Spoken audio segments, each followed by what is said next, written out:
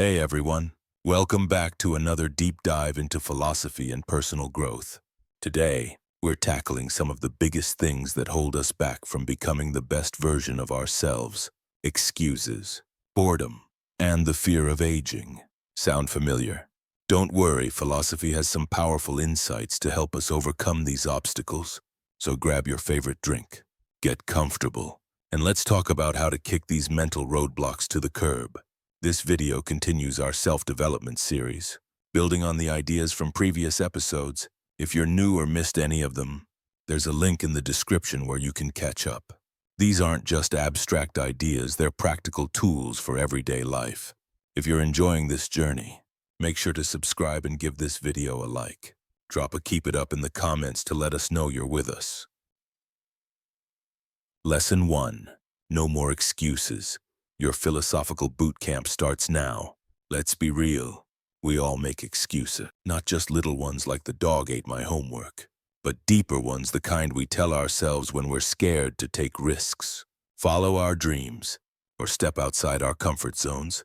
We say we're too tired, too old, too young, too busy, or just not good enough. But here's the truth. Excuses are just stories we invent to avoid discomfort, protect our egos, and justify inaction. The Stoics, especially thinkers like Epictetus and Marcus Aurelius, didn't have time for that kind of thinking. They believed in radical responsibility, that we control our own actions, attitudes, and choices even when we can't control the world around us. As Epictetus said, it's not what happens to you, but how you react to it that matters. So the question becomes, will you make excuses, or will you take control? 2. Breaking free from the excuse trap. 1. Own your choices. Stop blaming others. Don't play the victim. Take full responsibility for your life and your outcomes. You are the master of your fate, the captain of your soul. 2. Challenge your beliefs. Excuses come from limiting beliefs. Ask yourself, is this really true? What proof do I have? What other way can I see this? 3. Focus on solutions. Instead of getting stuck in why it won't work, ask, how can I make it work? What resources do I have? Who can help? 4. Take action. Don't just think or talk about your dreams, start acting on them. One small step at a time. The journey of 1,000 miles begins with a single step. 5. Embrace failure. Failure isn't the end, it's a step on the path. As Michael Jordan said, I've failed over and over and over again in my life, and that is why I succeed. Real-world stories. The aspiring writer always wanted to write a novel but never had time, until they made time. An hour each morning before work. The fearful entrepreneur dreamed of starting a business, but fear held them back. They finally launched and learned through the process. The couch potato wanted to get in shape for years. Excuses stopped them until they joined a gym, changed their habits, and committed to their health. The bottom line: excuses are the enemy of progress. They keep us stuck and small. But when we take responsibility, question our limits, and move forward despite fear, we unlock our true potential. As Eleanor Roosevelt said, the future belongs to those who believe in the beauty of their dreams. So stop waiting. Stop making excuses. Start living your life with purpose and power. Break free from monotony with philosophy. Why Groundhog Day ain't got nothing on you. All right, folks, let's talk about monotony. And no, I'm not talking about your boring morning commute or that dry sandwich you eat every single lunch break.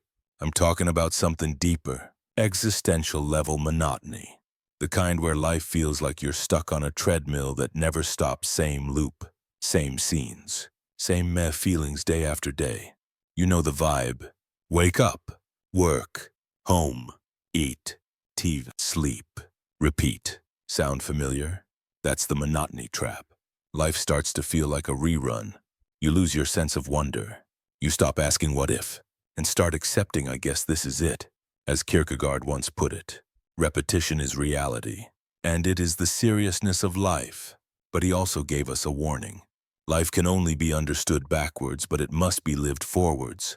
Translation: Learn from your past, but don't let it chain you to a dull present. So, how do you break the cycle? Let's call it a philosophical remix. Ancient thinkers like Heraclitus and Marcus Aurelius knew the secret. Everything changes, and that's a good thing. Heraclitus famously said, "No man ever steps in the same river twice." Why? Because the river's different, and so is the man.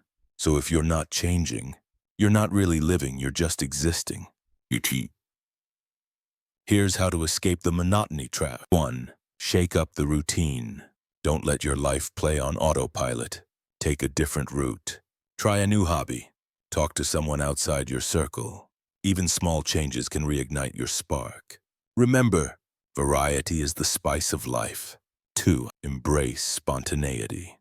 Not everything needs a plan. Leave room for the unexpected. Unscheduled moments are often the most memorable. Like J.K. Rowling said, "We don't need magic to change the world, we already have the power inside us." 3. Find your flow. You know that feeling where time disappears and you're fully locked in? That's flow. It's where your skills meet just enough challenge to keep things exciting. Whether it's painting, coding, writing, or playing guitar, find your flow and lean into it. 4. Stay curious. Ask questions. Explore weird ideas. Don't settle for surface-level understanding. Curiosity keeps your brain alive. Einstein nailed it. The important thing is not to stop questioning. 5. Dance with change. Change is scary.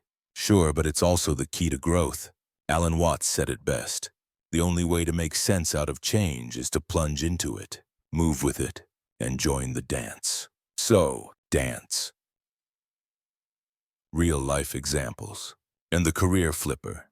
They ditch the soul-sucking job, go back to school, start fresh, and actually care about what they do. And the adventure junkie finally books that ticket, travels solo, meets strangers, and collects memories instead of stuff. The lifelong learner. They pick up a new language, join a book club, learn to cook Thai food, whatever keeps the mind awake. Final thoughts. Life doesn't have to be predictable. It doesn't have to feel like Groundhog Day.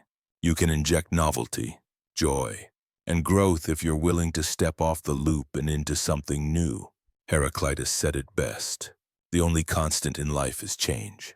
So go with it, grow with it, dance with it, and maybe, just maybe, your life becomes the kind of story worth retelling. Age is just a number. Embrace your timeless self. Ditch the age obsession and unlock the full potential of being human. All right, folks, let's talk about age. No, not the age of your favorite cheese or that overpriced bottle of wine, although, yes, aging does wonders for those too.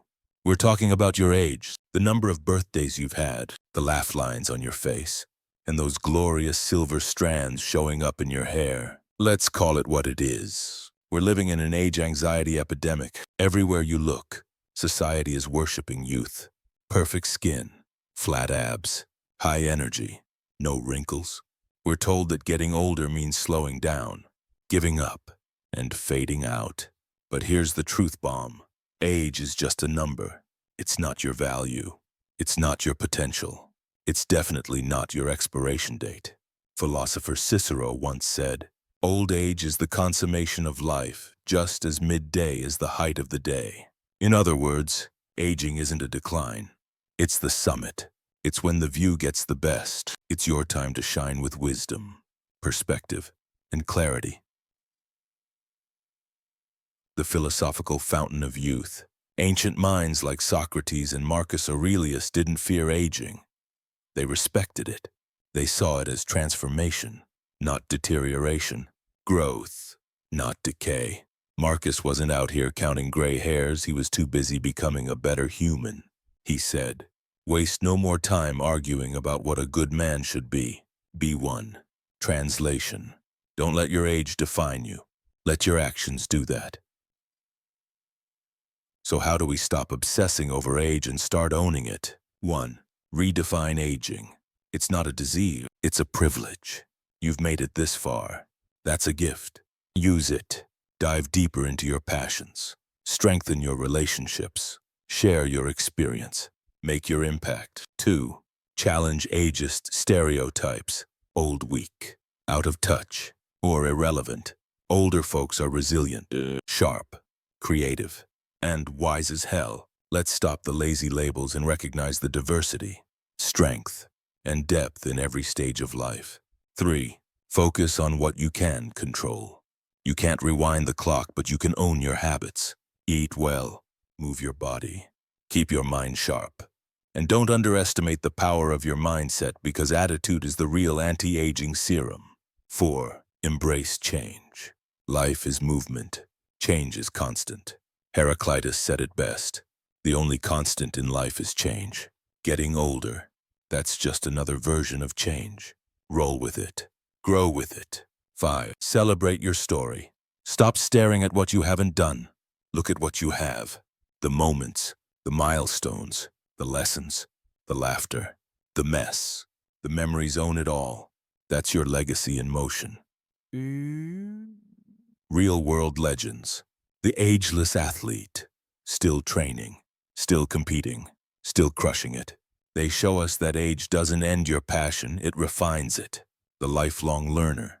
Takes up coding at 50, learns piano at 60, studies philosophy at 70, because learning doesn't expire. The wise elder becomes the mentor, the guide, the calm voice in chaos. They don't fade away, they light the path. The bottom line: age is just a number. It doesn't define your worth. It doesn't set your limits. And it sure as hell doesn't dictate your dream. Redefine what it means to age. Call out the stereotypes. Control what you can. Dance with change. Celebrate every chapter of your story. Because as the great Betty White once said, why do people say grow some balls?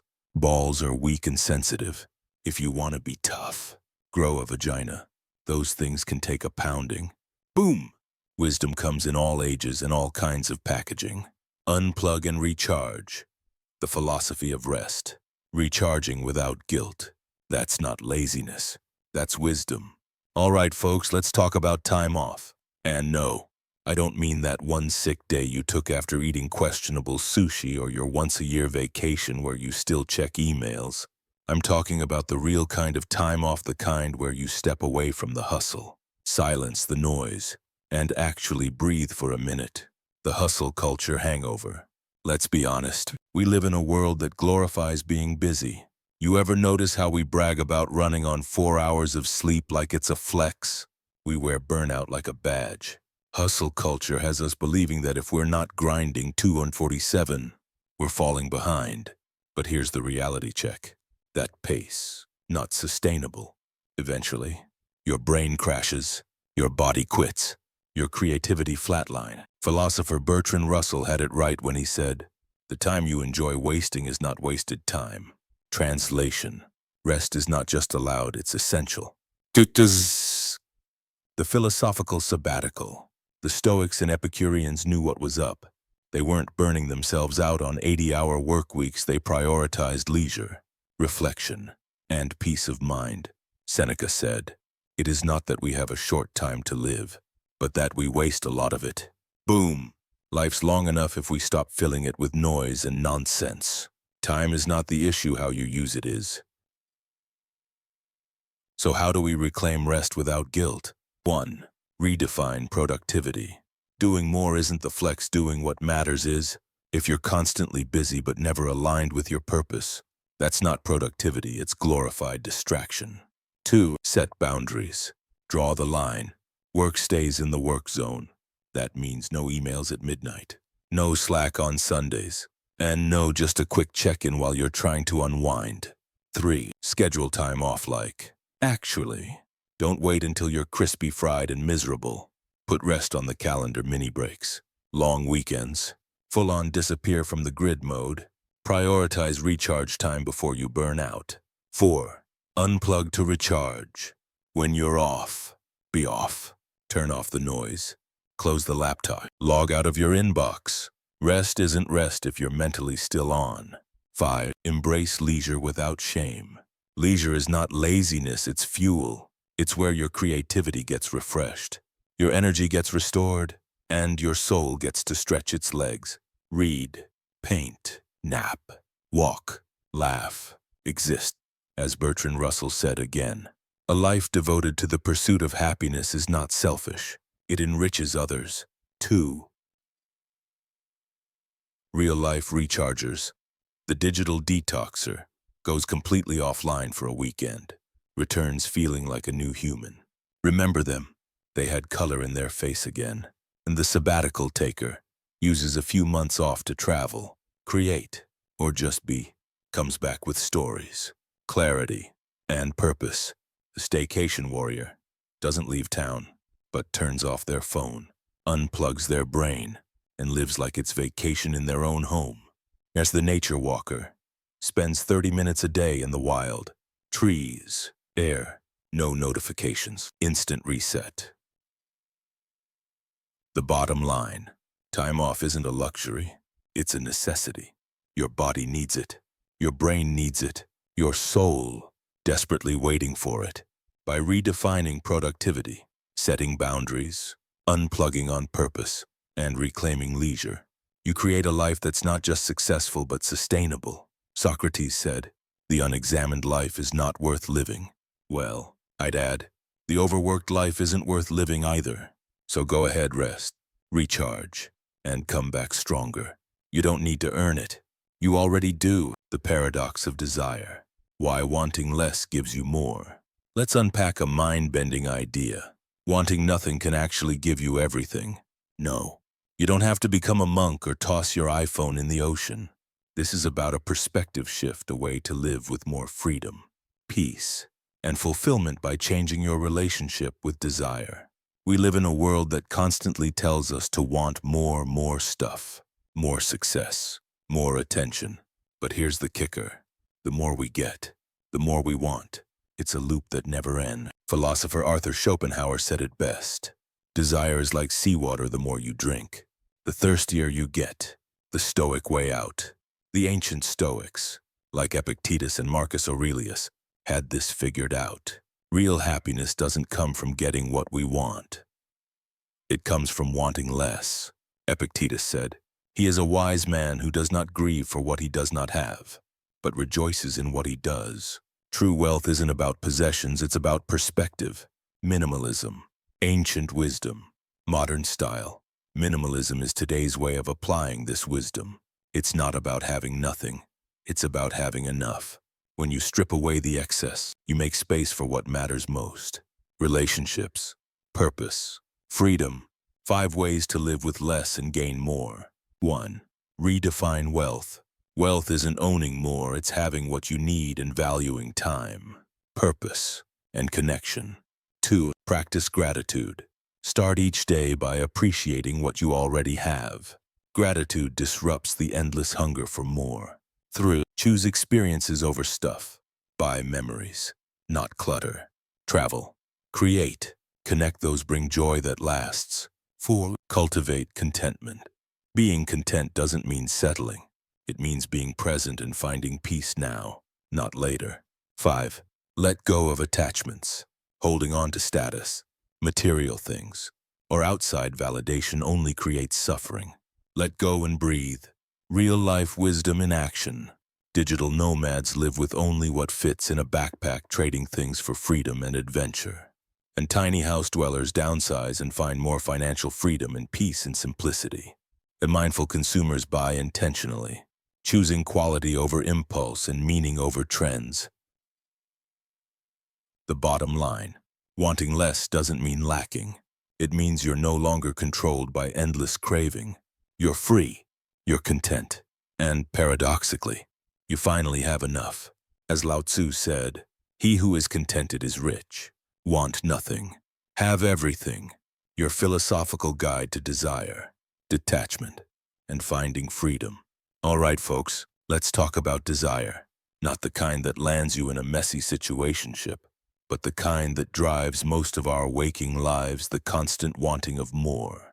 More money, more status, more likes, more success. And spoiler alert, it never ends. Welcome to the desire treadmill. You run and run and run, but somehow you're always stuck in the same place. That next thing you thought would finally make you happy. It just moves the goalpost. Again. The endless loop. Philosopher Arthur Schopenhauer put it simply. Wealth is like seawater. The more we drink, the thirstier we become. The more we feed desire, the hungrier it gets. It's the ultimate life scam. And here's the twist. The less you want, the more you gain. Not in some mystical sense, but in a practical, grounded way. When you stop chasing what you don't have, you start appreciating what you do. And suddenly, you realize you've had everything you need all along. The ancient hack. Detachment. The Stoics knew this. So did the Buddhists. So did every wise grandma who ever told you to be grateful for what you've got. As Epictetus said, freedom is not achieved by satisfying desire, but by eliminating it. Desire isn't evil, but uncontrolled. It becomes your master. Detachment isn't about apathy, it's about clarity. About choosing your battles, your wants, your energy. The minimalist mindset. Minimalism isn't about living in an empty room with one spoon. It's about editing your life, removing the non-essential so the essential can shine. In other words, it's not about having nothing. It's about needing nothing. Your anti-desire toolkit. 1. Audit your wants. Ask yourself, do I really need this or am I just trying to fill a void? 2. Trade. Craving for clarity. When you feel the urge to want more, pause. Observe. Don't immediately obey the impulse. 3. Practice voluntary simplicity. Choose less not out of lack, but out of intention. It builds strength, gratitude, and peace. 4. Be present, not possessed. The more we chase, the more life slips by. The richest moments are usually the quietest. 5. Let go to level up. Release attachments not to become less, but to become light enough to rise. Real-life parables. And the tech minimalist who owns fewer gadgets but has more peace of mind and less screen time stealing his soul. And the ex-corporate lawyer who traded her 6-figure salary for a simpler life in nature and found real wealth in time. The everyday Stoic who may not have much, but walks through life with calm, clarity, and unshakable joy. The bottom line. Wanting nothing doesn't mean having nothing. It means you are no longer owned by your wants. You're not chasing, you're choosing. Not desperate but deliberate. Not empty but full in all the right ways. As the philosopher Lao Tzu said, when you realize there is nothing lacking, the whole world belongs to you. So go ahead, want less, and watch how life starts giving you more than you ever imagined. So here's the truth. You don't need more stuff, more status, or more scrolling to feel fulfilled. You need less noise, less craving, less chasing. Because when you stop running after everything, you start seeing the beauty in what's already right in front of you. Want nothing and suddenly, you're free. Free to live, free to breathe, free to be. So go ahead, unsubscribe from the chaos. Declutter your mind. Unfollow desire. And remember,